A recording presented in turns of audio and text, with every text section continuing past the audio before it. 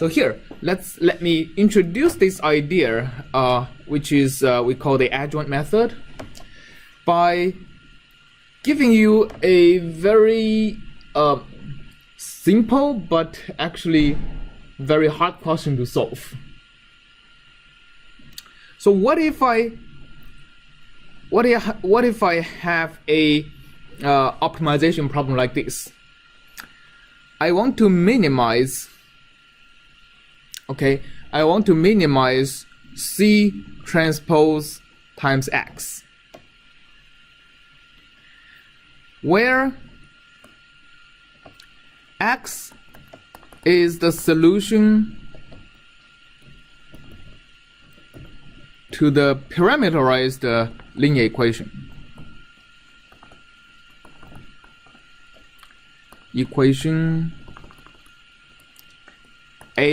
Ax equal to b, which is a function of s. And here, I want to minimize over the parameter space of s. So imagine my Ax equal to b of s is a structural equation you are solving. And s is parameters that parameterizes the system setup, the design. Okay, and imagine I want to minimize a certain deformation, which is described by the known vector c. So here the problem: c is known, the matrix A is known, the function b is known. The thing that is unknown is s, and you want to figure out what kind of s is going to give me the minimum C transpose X. Now here's the challenge.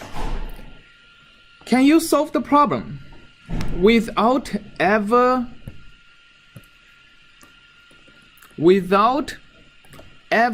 solving the system Ax equal to b? All right. I mean, a natural way to think of solving this problem is, for example, I'm just going to try a million different s's. And for all of these a million different s's, I'm going to compute respective x. And for each x, I can compute its C transpose X, the objective function. I'm just going to pick from this million solutions the one that works the best, right? That's a brute force way of calculating, of solving the optimization problem. But the challenge here is, what can I do if I'm not allowed to compute the solution X for any of these S's? Is there still a way to do it? Since there are just the three of you, you guys are free to discuss. Matrix that's dimension of E by dimension of S. So we should get out the vector. So the line of thought is correct. So maybe let me do it a little bit more rigorously over here. The line of thought is exactly correct. So instead of I'm not allowed to solve this, but I can actually write X, right? Whatever X I have is actually A inverse times B of S, right? And if I'm able to substitute this into the objective function, then C transpose X is actually equal to C transpose A inverse times B of S. So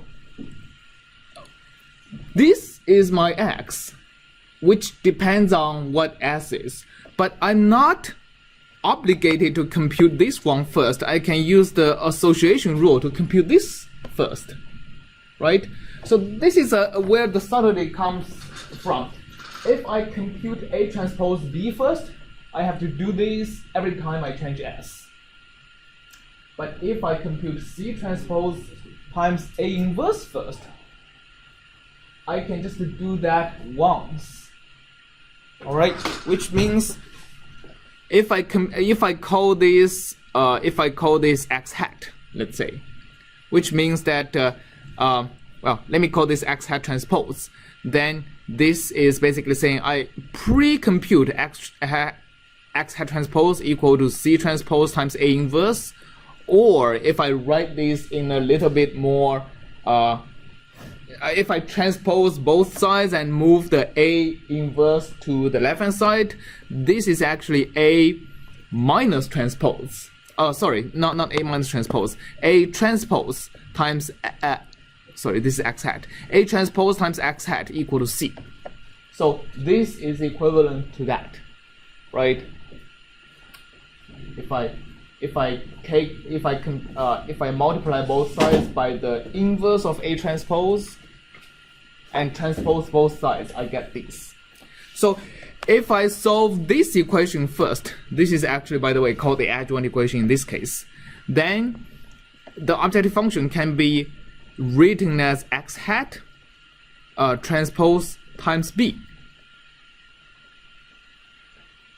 Then from now on, I don't really have to optimize the original function. I can optimize this function instead, right?